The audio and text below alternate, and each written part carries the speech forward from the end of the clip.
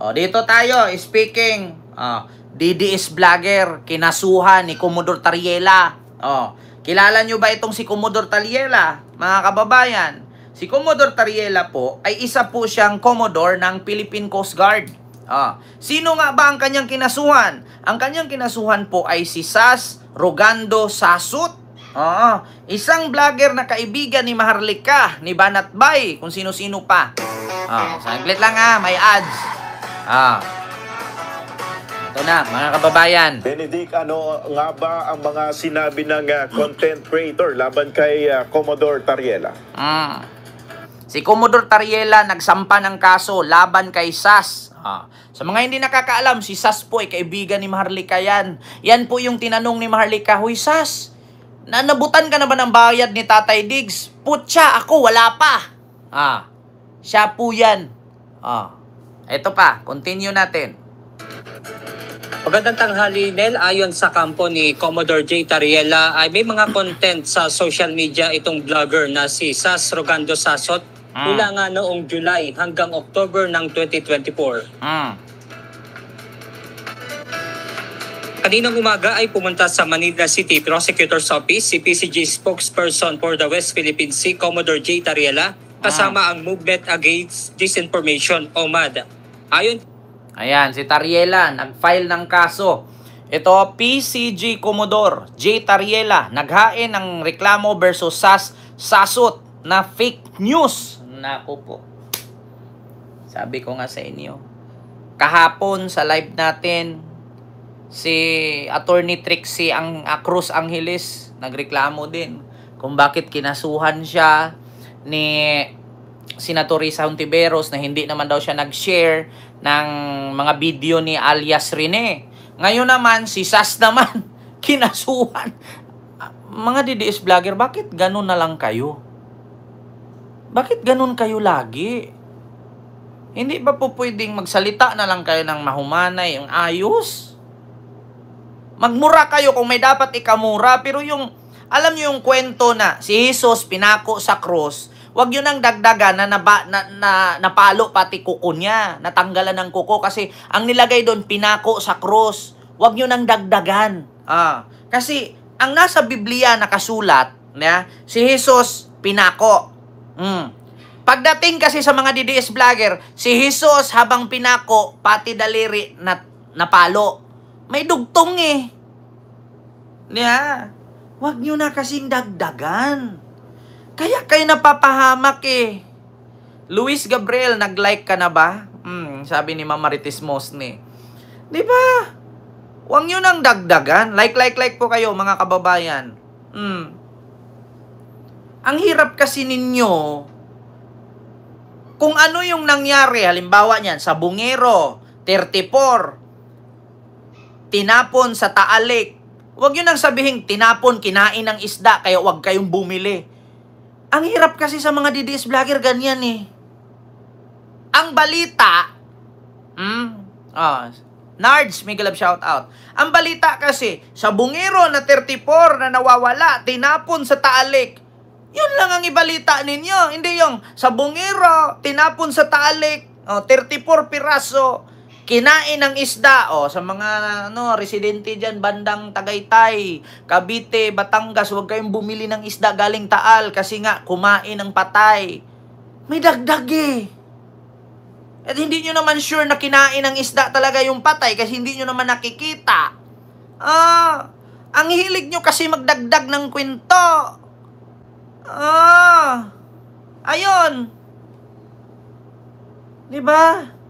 Pag nagbalita kasi kayo, pag nag-vlog kayo dyan, 34 sa Bungero, nawawala, tinapon daw sa Taalik. Di yun lang. Hala, bakit naman tinapon? Kawawa naman. Oo, ang tagal-tagal na niya noong year. Panahon pa ni Pangulong Duterte yan Oo, kawawa naman yung pamilya nun. Paano kung may anak yun? Ano na lang kakainin nun? Paano kung ang asawa nun walang trabaho? Umasa lang dun sa lalaki. Ganun lang dapat. Hindi yung 34 ka sa Bungerong nawawala, tinapon sa Taal. Paano yung bangkay nung kinain ng isda? Yung mga residente dyan sa Taytay, sa Tagaytay, sa Batangas, sa Cavite. Huwag na kayong bumili ng isda galing Taal kasi kumain ng patay yun. May dagdag eh. Hindi nyo naman nakikita na kinain talaga ng isda. Bakit? Nandun ka ba? Mahirap sa inyo. Kaya tignan nyo si Sas ngayon. Fake news. Kinasuhan. Sir Joel, CJ, si Rapor, si Lupo, sa si Rapor. May galab shout out. Utak kasi yung mga made in China. Tignan nyo, di ba? Continue. Kay Tariela, sasampahan nila ng kasong cyber libel si Sasot dahil sa 3 issue ng fake news na sinabi ng vlogger sa social media. Nako. Una ay ang may natanggap umanong $4 million si Commodore Tariela na talent fee mula sa Amerika. Saan mo ito nakuha itong 4 million dollar na talent fee mula sa Amerika? Hindi naman artista si Commodore Tariela. Anong itatalent ni Commodore doon? Magtatambling-tambling siya? Surfing doon sa West Philippine Sea? Para bibigyan siya ng 4 million dollar? Ng Amerika? Ang hirap kasi yung gumawa kayo ng kwento. Pag tinanong kayo ng katulad lang kay Sarah, alam niyo ba si First Lady nahuli yan? Sangkot siya doon. Nakulong nga sa LA yan dahil kasabay niyang namatay yung isang yung may-ari ng Rustans. Nahuli yan doon. Nakulong. Tapos hanapan mo saan yung police record. Walang may pakita. Kasi kwento lang ni Denches, yung kalbo doon na bakla. Yan ang hilig ninyo. Like idol, like vlogger. Di ba? Nakulong daw si Lisa. Hinuli. Kasi sangkot dun sa pagkamatay ni Paulo Tantoco, yung anak ng may-ari ng Rustans. Dahil ininjikan daw nila ng cocaine, kaya na-overdose. Tapos pag tinanong mo, saan yung police record? Nga. Wala. Nga. Kasi kwento ni Maharlika, pinadala nung baklang kalbo. Di ba? Mahirap sa inyo. Nawa ay ang sinasabi naman ng vlogger na may kinuha umano si Tariela na 3 bag na may lamang pera mula sa bahay ni House Speaker Martin Romualdez. Kumuha na naman daw ng 3 bag na may lamang pera mula kay Romualdez. Ay, Diyos ko. Tapos pag tinanong mo, sino ang source mo? Allegedly. Sabi-sabi. Chismis. Di nakasuhan ka ngayon. Tignan ninyo. Tumanggap ng 4 million dollar talent fee? Bakit mo bibigyan ng talent fee ang isang Commodore? Anong ginawa niya doon? Nag-surfing siya? Nagda-diving-diving siya sa West Philippine Sea? Nanonood yung mga general ng US? Tapos sabihin mo ngayon, kumuha ng 3 bag na puno ng pera o may lamang pera sa bahay ni Romualdez? So bakit siya babayaran ni Romualdez? Wala namang kinalaman si Romualdez sa West Philippine Sea at sa PCG.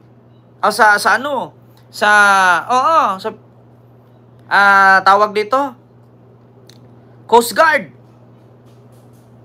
Ay, Diyos ko. At ang huli ay ang sinasabi nitong Project Atlantis naman ng mga Amerikano. Ayon kay PCG spokesperson Tariela, walang katotohanan at walang basihan ang mga sinasabi ni Sasot. People who follows him or believes on whatever he tweets or posts sa Facebook, tatanggapin nila na to na as a gospel truth, no? So, through challenging. Maniniwala talaga sila, Commodore Tariela. Bakit? Bobo kasi yung mga supporters nila. Yan yung ultimo senior citizen sa kanila na supporter. Mamamatay na lang, kabubuhan pa rin. Totoo yan, Commodore Tariela. Yung mga tao na sumuporta kay Sas, yung mga nanonood sa kanya, mga followers niya sa Facebook, maniniwala yun sa kanya. Kasi biruin mo, ultimo senior citizen na follower ni Sas, naniniwala, mamamatay na nga lang, mabubura na ang buhay dito sa mundong ibabaw, bobo pa rin. Huwag kayo magalit sa akin mga senior citizen na yung mga senior citizen lang na DDS. Tandaan ninyo, mamamatay na nga lang kayo, bobo pa rin kayo. Kaya huwag ka nang mag-expect, Commodore Tariela, na hindi to maniniwala. Bakit? Diyos mio Marimar. Followers yan eh. Miss Sasot dito sa court for him to produce evidence to say na factual at totoo yung ipinagpo-post niya na yan. Tapos ito, nag-file ng kaso si Commodore Tariela. Meron na namang politician magsabi nito, balat sibuyas, pumapatol. Siyempre, may reputasyon yung tao, Commodore yan. Hindi naman to pareho sa inyo na pupunta kayo ng bar, may asawa kayong tao, mangingiyot kayo ng pokpok. Pag hindi nakayot, mamumugbog ng bugaw. Meron na namang mag-react dito. Grabe naman to si Commodore Tariela. Balat sibuyas. Pag sila yumaw-yaw, okay lang. Pag sila niyaw-yawan, nagkakaso. Natural, Commodore to.